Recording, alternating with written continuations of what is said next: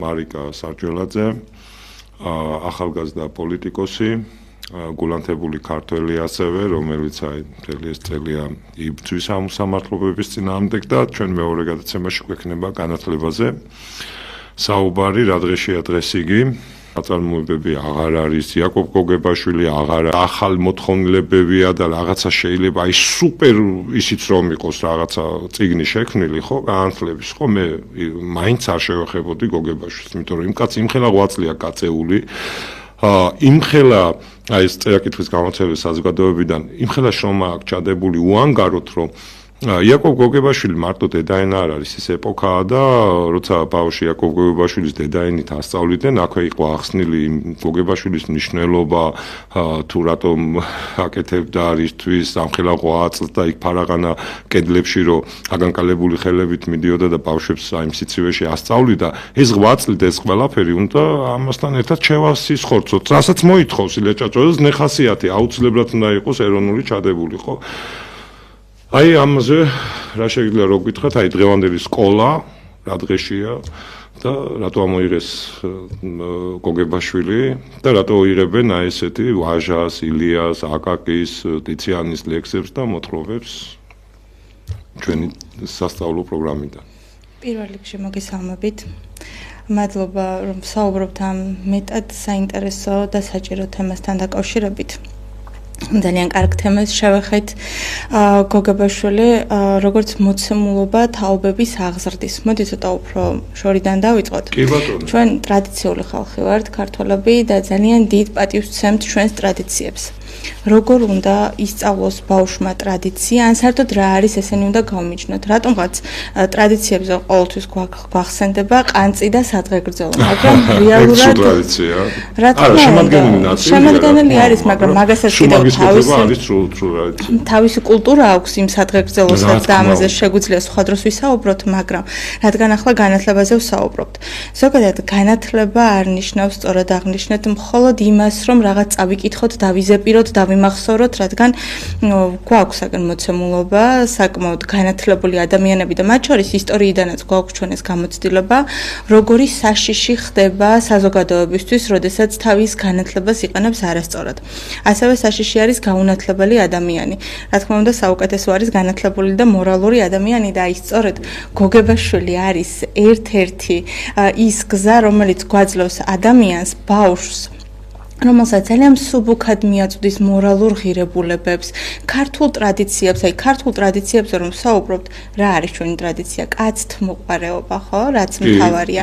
ეს არის ფსიქოლოგების მიერ შესწავლილი, რა თქმა უნდა, ეს არის ეტაპობრივად, დონეების მიხედვით განვითარებადი ბავშვისთვის მარტივად გასაგები სახალისო. არ ვიცი გინახავთ თუ არა პირველიდან მეოთხე კლასის ბავშვობის წიგნები, აი სრული აბსურდი არის, ურთულესი წინადადებებით ბავშვებს აქვთ იმისი ვალდებულება, რომ დაიზეპირონ. მესმის ახლა მე აქ მასწავლებლებს არ ვადანაშაულებ, ეს არის განათლების სისტემის მოთხოვნა. მიყვებიან შეძლების და გვარად ცდილობენ რომ გაუმარტივონ ბავშვებს, მაგრამ აი გოგებაშვილი გასამარტივებელი არ არის. პირიქით, სახალისო არის და ალბათ 20-30 წლის მერე ჩვენ ძალიან კარგად გვახსოვს ის მცირე ნაწარმოებები სახალისო. წიგნი რო აიათი იწყება აქ უკვე ჩემი აზრით ბევრი რამეა. რა თქმა უნდა, აი ახლა დარწმუნებული ვარ, რომ დავინახოთ აი ყდა ის გოგო და ბიჭი, რომელსაც წიგნი აქვს გადაშლილი, რაღაც ნოსტალგიებს წამოიღებს. აი ნოსტალგიას ყდის გამო არა, იქ ჩადებული იმ სიბრძნის და სიყვარულის გამო, რაც ჩვენ ვისწავლეთ ერთმანეთის პატივისცემა. აი ახლა ძალიან გავრცელებული არის. ყველა პატარა ისტორია და ნუ გადასარევი მსმენია რომ ჩვენს დროს ბულინგი არ იყო. სადღაც ვეთანხმები, რომ არ იყო ბულინგი და იქნებ ამას ჰქონდა თავისი გამომწვევი მიზეზი. აი იმ წიგნში ზუსტად, სადაც გოგებაშვილი განგვიმარტავს, გვანახებს სურათებად, როგორი არის სასცინო ადამიანს, ატკინო გული, როგორ უნდა დავაყენოთ ხვის ნაცვლად ჩვენი თავი. ამას სწავლობდა ბავშვი, შესაბამისად, შეიძლება არ ახსოვს რაღაც კონკრეტული ნაწარმოების პერსონაჟის სახელი, მაგრამ აი ის მორალი, რაც არის ჩადებული და იყო. ბავშვი პატარა ასაკიდან ითვისებდა ამ ყველაფერს. სხვათა შორის რა მინდა დავამატო, აი პედაგოგიკის შესახებ ილია ჭავჭავაძე ესეთ ავითარებს, რომ აი როგორც საფრანგეთშიაო, პირველი 3 წელიო ჩვენ ახალგაზრდა გონებას, რომ მხოლოდ ჩვენი ისტორია, ენა და აი ეს ჩვენი ბუნება უნდა აუხსნათო პირველი 3 წელიწადიო და აი აქ უნდა გახსნასო ახალგაზრდამ გონებაო და მე შეხედოს თელ სამყაროს, იმიტომ თავის თუ არ შეაყვარეო, ჩვენ კი გონიაო, რომ აი თითქოს ბუნებრივად მოხდება ეს და არა ეს. ილია თვლიდა, რომ ამის შეყვარება უნდა მოხდეს, ამის წინ წარმოწევა და მე მახსენდება ერთი ფაქტი, ეს აუცილებლად უნდა თქვა, როგორ აყვარებენ რაბინები და ებრაელები ბიბლიას, იცით, ბავშვებს თაფს უსმევენ, პატარა ბავშვი ვარ და ლოკვით იწყებს ეს. ну, უძველესმა სიბრძნემ კარგად იცოდა. მოდი მოუბრუნდეთ ახლა ჩვენ იმებზე და აი მე ვიცი მარიკა, რომ შენ იცი აი რაები ამოიღეს გამოცდებიდან და აი ეს ძალიან საინტერესოა, რატომ ამოიღეს ილია ჭავჭავაძის და ამათი ნაწარმოებები. მე ვფიქრობ, რომ აი მე მოვდივარ სტუდიაში და ილიას ფრაგმენტები მომაკრო, ამით, იმიტომ რომ ის ერის მამაა და უნდა უსმინოთ და მათ აი ეს ამოაქვთ. აი ამაზე მინდა კითხო და ესე ამოწერილი მაქვს რომ რაიმე არ გამორჩეს. აქვე მინდა დავაკონკრეტო, საიდან ამოიღეს ეს ნაწარმოებები. ძალიან საინტერესო ფაქტია, რომ 2024 წლამდე ერთიან ეროვნულ გამოცდებში ეტაპობრივად მცირდებოდა სხვადასხვა ნაწარმოებები. ამოიღეს, არასავალდებულო გახადეს. ჩვენი განათლების სისტემა ისე არის მოწყობილი, რომ ბავშვები ფაქტობრივად ბოლო 2 წელს უკვე რეპეტიტორთან სწავლობენ იმას, რასაც სწავლობენ. დიდად არ იწუხებენ თავს სწავლით, ამას გარკვეული მიზეზები აქვს, ამაზეც ვისაუბროთ, მაგრამ რაც შეეხება ახლა რა გააკეთა ჩვენმა განათლების სისტემამ. ამოიღო ეს ყველაფერი მხოლოდ საგამოცდო პროგრამებიდან, მაგრამ დატოვა სასკოლო პროგრამებში. მახსოვს ინტერვიუ იყო ესეთი რაღაც ითქვა, რომ ჩვენ ეს ამოვიღეთ მხოლოდ საგამოცდო პროგრამიდან, მაგრამ დავტოვეთ სასწავლო პროგრამაში და ჟურნალისტის კითხვაზე თუ რატომ ამოიღეს საგამოცდო პროგრამიდან, განათლების წარმომადგენელმა უპასუხა, რომ ეს არის არასავალდებულო. ანუ რას ნიშნავს არასავალდებულო? ან სავალდებულო სასწავლო პროგრამა. აი მოგახსენებთ. რა არის არასავალდებულო? ანუ რას ააცილეს ჩვენი ბავშვები? მოგახსენებთ, ეს არის სულხან საბაურბელიანის რამდენიმე იგავარაკი, დავით გურამიშვილი, ასევე რა თქმა უნდა ბედნიერიერი ამოღებული არის და ამაზეც განვავრცოთ ნიკოლას რა თქმა უნდა ალექსანდრე ჭავჭავაძის გოგჩა ამოიღეს, ორბელიანის საღამო გამოსალმებისა და პასუხიშვილთა ამოიღეს, ბარათაშვილის რამდენიმე ნაწარმოები ამოიღეს, მათ შორის სულობოროტო, ილია ჭავჭავაძის პირდაპირ რუსებს მიემართება და ალბათ რა თქმა უნდა ილია ჭავჭავაძის ბედნიერი ამოიღეს, პასუხის პასუხი, ჩემო კალამო, განდეგილი და აჭრდილის მეშვიდე თავი იყო შეტანილი და ისიც ამოიღეს. გესმით ალბათ რას უსვავთ ჩვენ აი პირდაპირ ჩაატყეს ისაც არის მართლა პატრიოტული, გამოსაფხიზლებელი, ჩვენი სანიტარო და რაღაცნაირად აი ესეთი საყრდენი, აი მას აცლიან ნელა ახალგაზრდებს როგორც მე მივხვდი, იმიტომ რომ ილიას და ამათი ამოღება და მე ძალიან მაინტერესებს რითი ჩანაცვლა. ჩანაცვლობით არ ჩანაცვლებულა, უბრალოდ ამოვიღეთ პროგრამიდან და ბავშვებს, ну, რა თქმა უნდა, ბჭყალში შევსუბუქეთ საგამოცდო საკითხები. ასევე ძალიან მნიშვნელოვანი, რასაც მინდა რომ ხაზი გავუსვათ, ეს არის კაკაბაძის ყვარყვარე თუთაბერი, რომელიც ამოღებული არის საგამოცდო პროგრამიდან და ასე გითხროს, რომ ის არასავალდებულო არის. რა თქმა უნდა, ეს არ არის სავალდებულო. რა თქმა უნდა, ეს ნაწარმოებები იმიტომ იქმნებოდა, ვიცით, რომ ეს უნდა ყოფილიყო სარკე, რადგან მოყვარეს პირში უნდა ვუძრახოთ აუცილებლად მტერს პირს უკან, ამიტომ ვინც არის ჩვენი მოყვარე, არ აწყობთ რომ ჩაიხედოს სარკეში და დაინახოს ის ჩვენი ქართული რეალობა. ნუ ჯერჯერობით კიდევ მოუყვება ინერციით ჩვენ ეს გამოცდილება, ერთმანეთს ვესაუბრებით, მაგრამ კითხვის ნიშანი უნდა დავსვათ, რა იქნება 10 წლის შემდეგ, 15 წლის შემდეგ ერი, როგორც ქართული ერი, გადაგვარდება, რადგან ეს ჩვენი მთავარი ისტორია, კულტურა ფაქტობრივად 1 წელში მოგვისპეს. ნუ რა თქმა უნდა, ეს ნელ-ნელა დაიწყეს და თქვენს ეთერში ვთქვი კიდეც როგორ დამახინჯებულად ასწავლიან ბავშვებს და კიდევ ერთი რამდენიმე დღის წინ მოვისმინე ბატონი პრემიერის განცხადება, რომ ძალიან საშიში არის ცუდად განათლებული ადამიანი ან გაუნათლებელი ადამიანი სახელმწიფოსთვისო. ვერავინ ვერ დამაჯერებს, რომ მე ვიცნობ ძალიან კარგად ბატონ პრემიერ-მინისტრს. საშიშია ჩვენი პრეზიდენტი, აბა რა არის, როგორ შეიძლება? მე ვიცნობ ძალიან კარგად და ვიცი, როგორი განათლებაც აქვს. სწორედ ის დანა, რომელიც პურსაც ჭრის და ხორცსაც ჭრის, ის იყენებს განათლებას როგორც ბასრსაგანს და შეგნებულად უკვე გვეუბნება, რომ არგინებულად უკეთებს საქართველოს ბავშვებს მომავალ თაობას და გვირყვნის. გითხრა კიდეც. მე ეჭვი მიჩნდება, რომ აი განათლების ნაკლებობით ამით რაღაცა ისეთურების სოფლის შექმნის მე მგონი პროექტი დაწყებულია, იმიტომ რომ ну წინა გადაცემაში კი ახსენე ახლა რომ უნდათ რომ ალბათ ყველა ყვავილაშვილისნაირი ყავდეთ მაგ იმიტომ რომ როგორც ეთქვიან ზუსტად ისე რომ გააკეთებდეს იმიტომ რომ განათლებული მართლა აი ჭეშმარიტად განათლებული მე ხა განათლება რაღაცების დაზუთხო არ არის ну თუ წაიკითხავთ კანტის შესახებ კანტის პატარა ის არის და ქვია განათლების შესახებ წერილს მე ძალიან გამეხარდება მან ზუსტად არის ნათქვამი რა არის განათლება განათლებული ადამიანი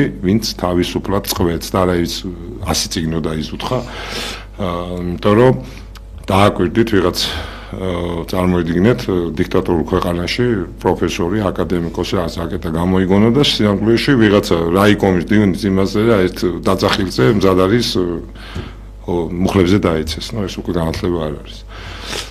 ასევე მინდა კიდევ გავაგრძელო ამ თემასთან დაკავშირებით, ეს ყველაფერი არ არის. ეს შეეხებოდა მხოლოდ ქართული ენისა და ლიტერატურის გამოცდას, მაგრამ შარშან ასევე კიდევ ერთი ვანდალური ფაქტი რაც მოხდა და არასავალდებულო არის, ეს შეეხო ისტორიის გამოცდას. ისტორიას. რა თქმა უნდა, ამოღებული არის საგამოცდო პროგრამიდან არც მეტი და არც ნაკლები რუსეთის მიერ ქართული სამეფო სამთავროების დაპყრობა. და თავისი აჯანყებებით საქართველოში მე-19 საუკუნეში ყველა წლეულში ცარიზმის წინააღმდეგ მე-19 საუკუნეში. ანუ ფალავანდიშვილი არ უნდა იცოდეს ჩემ ახალგაზრდამ რომ განცდები არ არის სავალდებულო, როგორც გითხრა ჩვენმა განათლების სამინისტრომ. ალექსანდრე მეორის რეფორმები, რუსეთ-ოსმალეთის ომები და საქართველოს სრულიად ამოღებული არის საგამოცდო პროგრამებიდან, როგორც გითხრეს. პატივი უქცეს და დატოვეს სასწავლო პროგრამაში, მაგრამ როგორც არასავალდებულო. და ჩვენ ხო ვიცით როცა არასავალდებულო ხდება რაღაცები, ისედაც ამ გაჭირვებაში შოვლები თავის სახსას მიმართავენ სავალდებულოში და ეს დავიწყებას მიეცემა და როგორ შეიძლება მე-19 საუკუნეში ჩვენ ხაზი გადაუსვათ და მე-20-ის გარიჟრაში ну არ იმიტომ რომ მე-19 საუკუნის ბოლოს თუ ვინ რამე ინტელიგენცია ყოლია ამ დროს ყავდა და ამით გამორიცხვა ნიშნავს სახელმწიფოებრიული გონიერების დაკარგვას რა თქმა უნდა ჩვენ რაღაც უნდა გადავიქცეთ ქარხნად საქართველოს სადაც იქნება ერთ ზომაზე გამოჭრილი ну როგორც ვაჭარს როგორც აწყობს ბიზნესმენს და ჩვენ ყველა ვართ რაღაცა მუშები ყველანი რომელსაც არ იქნება რაღაც ინდივიდი ჩვენ ვიქნებით რაღაც ერთი სოციუმი გვექნება მშვიდობა აუცილებლად იმიტომ არა ეროვნული თვითშეგრძნებით რა თქმა უნდა რასაც გვეტყვიან რომ ასია სწორი ჩვენ შეიძლება ეხლა წინააღმდეგობაში ვართ მაგრამ კითხვის ნიშანს ვამთ მომავალზე და არც ისე შორეულ მომავალზე 10-15 წლის შემდეგ რა იქნება. როგორი თაობა გაგვეზრდება, რა იქნება. აი კონტაქტს ახერხებენ თქვენი აზრით, აი კონტაქტს თუ ახალგაზრდობასთან კონტაქტს ახერხებს მასწავლებელი, ანუ მე აქვს ის სათქმელი, აი ეს ჯერ გულგამოცლილი ყველაფრის დაცლილი, იმიტომ რომ ძალიან გულგრილი არის ახალგაზრდები ვატყობ რა და რაღაც ეს ვერ შედგა ეს კომუნიკაცია ჩემი აზრით ჩემ ტოლებსა და ახალგაზრდებს შორის და ნუ რაღაცა ესეთი გძნობ რო თქვა აი ესე და ალბათ მე ერთ-ერთ მიზეზად ვასახელებ რომ იმიტომ ჩვენ ტოლები ბევრია მასწავლებლები ნუ მასწავლებლები ახლა ბჭყალებში ვიძახი როცა კოლეგას იჭერ ხმას არიღებენ ჯერ საერთოდ ვინ არიან არ ვიცი მაგრამ ნუ მაინც ვისაც ქვიათ რა ხო დიპლომიანი ყავს ფილოსოფოსიც პასპორტიანი ყავს ავი მწერალიც პასპორტიანი ყავს პასპორტიანი მხატვარი და ნუ მხატვით კი არა პასპორტი ნუ ეს არის და ესეთი პედაგოგები ყავს რა ხო დაამთავრა რაღაცა ეხლა ვიღაც ბიძამისმა დანიშნა და ხო უნდა ასწავლოს იქ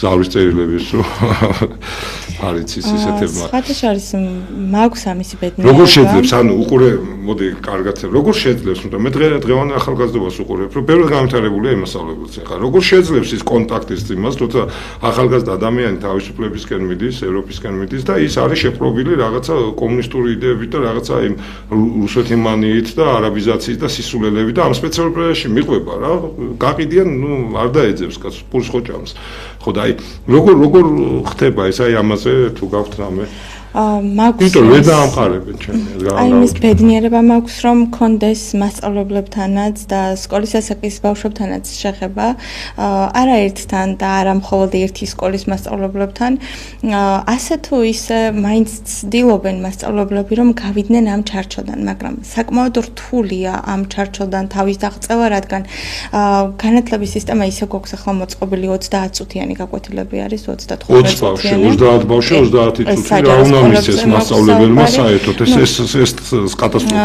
ფაქტობრივად კითხვა-პასუხის რეჟიმშიც აღარ არის უკვე გაკვეთილები როგორც იყო ახსნა არა მოუყვა იმ გაკვეთილის შესახებ რა არის მოუყვა ვეღარ ახერხებს მასწავლებელი ბავშვებთან ურთიერთობას უკვე აი პროგრამის გარეთ საკუთარი იდეების გაზიარებას ბავშვების იდეების აზრების მოსმენას ფორმირებას შეიძლება აქვთ სურვილი მასწავლებლებს მაგრამ ყველა ეს რა ვთქვა დაჩქარებულ რითმში ცხოვრობს ეხლა ძალიან კარგი რაღაც ახსენეთ არაბიზაცია რუსიფიკაცია ირანიზაცია ჩინეთიზაცია საქართველოში ქართველი არის შეიძლება უმცირესობაში არ არსებობს ამისი კვლევა დარწმუნებული ვარ ობიექტური კვლევა არ ჩატარებულა სად არის თუნდაც ამ ბოლო მოვლენების გამო სად არის ისტორიის პედაგოგები რადგან განათლებაზე ვსაუბრობთ ყველაზე მეტად ხომ მათ უნდა სტკიოდეთ ეს ყველაფერი კრწანისის ველზე რომ მესაკუთრე ხდება საქართველოს ხელისუფლება მეტიცები იმასაა ისეთი თანამოწმობა გადაწყვეტილებას ვერ მიიღებს ის იმასაა 60%-ზე მეტი და ის წყვეტავს ჩვენ შევდივართ პატარა პროცენტით გადაწყვეტილებას ის იღებს არაბული მხარე და არა შენ და სად არის ამ დროს ისტორიის პედაგოგი ისტორიის ლექტორი საქართველოს მოსახლეობა